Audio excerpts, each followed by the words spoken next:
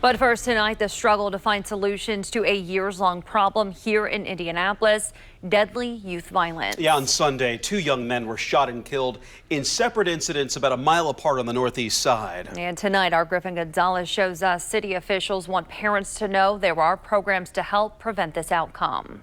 It's going to take all of us to continue to drive down those numbers. Since 2022, there have been over 100 homicides with teens ranging from 19 years old and younger.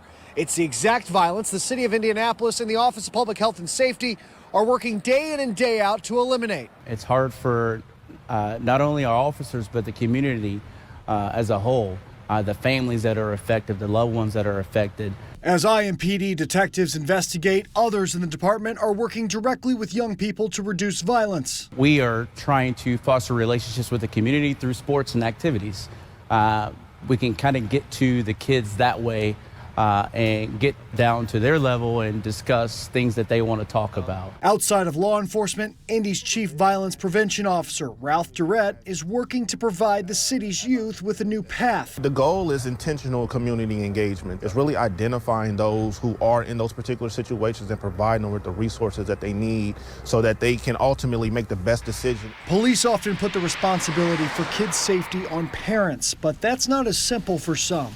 What are you guys doing in your office to make sure parents know help is there? Yeah, that's literally meeting people where they are. So if a parent is working 1 or 2 jobs and they need assistance in that department, it's really engaging with our community organizations and identifying who these people are and connecting with them exactly the way that we need to connect with them so we can make sure that holistically that child is being wrapped around. A community that hopes to make Indy safer for everyone. Whatever we can do to be a part of the solution, that's what we want to do here at IMPD. And I think a lot of people in the community feel the same way. Now, obviously, the goal of eradicating violence in the city of Indianapolis is not an easy one, but it's also one that's not done alone. Numerous tools and resources for parents and families looking for help available on WRTV.com. But for now, reporting on the city's east side, Griffin Gonzalez, WRTV.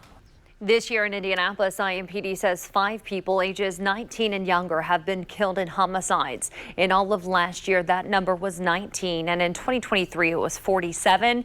This is all according to data from IMPD. Oh, police arrest a man in connection to a drug overdose death that happened about 3 years ago.